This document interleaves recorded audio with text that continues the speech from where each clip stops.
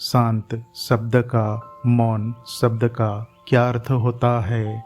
ऐसा है कि आप मन को कोई मादक द्रव्य लेकर किसी मंत्र पाठ के द्वारा उसको लगातार बार बार दोहराकर शांत तो कर सकते हैं। जाहिर है कि तब आपका मन चुप पड़ ही जाएगा, पर ऐसा मन एक मंद मूढ़ मन होगा।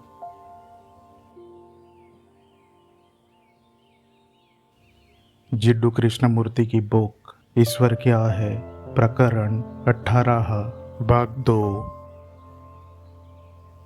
हम बात ऐसे अनुशासन की कर रहे हैं जिसका अर्थ होता है सीखना।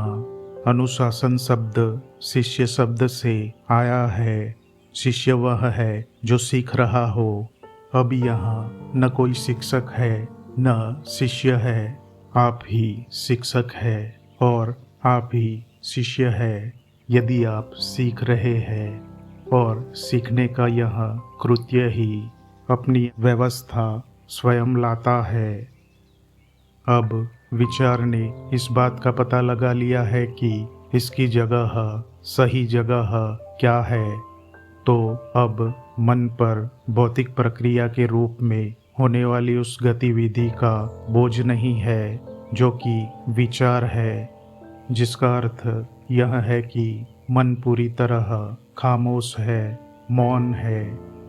यह स्वाभाविक रूप से मौन है। इसे मौन बनाया नहीं गया है। जिसे मौन बना लिया गया हो, शांत बना लिया गया हो, वैसा मन तो बंजर है। पर जब मन मौन होता है, खामोश होता है, तो उस खामोशी में, उस रिक्तता में कुछ नया घटित होता है।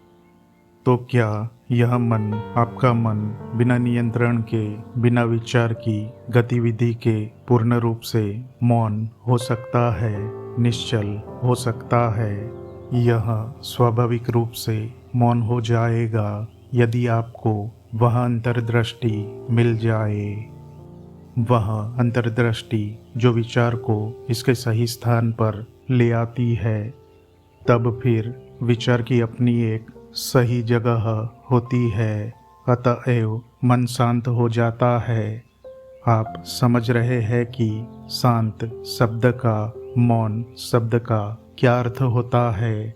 ऐसा है कि आप मन को कोई मादक द्रव्य लेकर किसी मंत्र पाठ के द्वारा उसको लगातार बार बार दोहराकर शांत तो कर सकते हैं।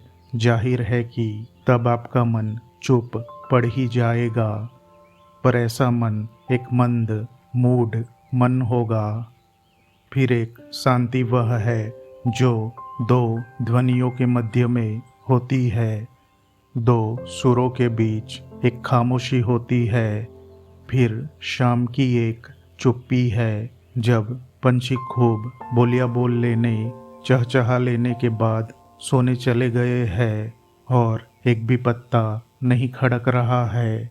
हवाएं थम गई है और फिजा पूरी तरह से खामोश है।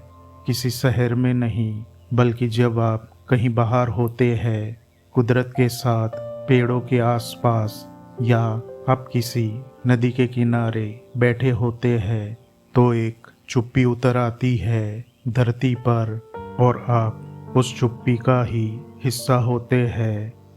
तो अलग अलग ढंग की शांति होती है, पर जिस शांति की बात हम कर रहे हैं, मन के मौन की, उस मौन को खरीदा नहीं जा सकता। आप उसका अभ्यास नहीं कर सकते। वह ऐसा कुछ नहीं है जिसे एक बद्दी जिंदगी के मुआवजे के तौर पर इनाम की शक्ल में आप हासिल कर ले। यह तो तभी घटित होता है जब यह विद्रुक्त जीवन एक अच्छे जीवन में रूपांतरित हो जाए। यहाँ अच्छे से मेरा तात्पर्य वैभव से नहीं, अपितु शुभता के, अच्छाई के जीवन से है। उस शुभता के, सुंदरता के खिलने पर ही उस मौन का आगमन होता है। धन्यवाद। इसका भाग 3 हम अगले वीडियो में कंटिन्यू करेंगे। तो आज बस इतना ही। धन्यवाद दोस्तों, आपका दिन शुभ हो।